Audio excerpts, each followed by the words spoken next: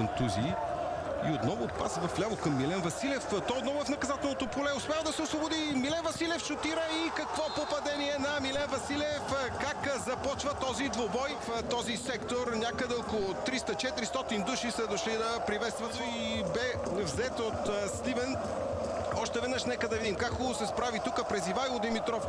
След това не действаха добре и останалите защитници в червено-черно и индикира, че няма да се примири по никакъв начин. Брахими няма засада. Янкович. Финт на Янкович. Комбинация с Въндев. Янкович шут и това е 2-0 за Миник. Още веднъж диагоналния пас на Христозов. След това топката попада в Брахими. Той комбинира с Янкович. Още веднъж двойното подаване. И дали тук имаше засада? Няма засада при паса за топката. Дали пък директно? Да, директен шут към вратата. Намеса там на вратари Иван Чвор.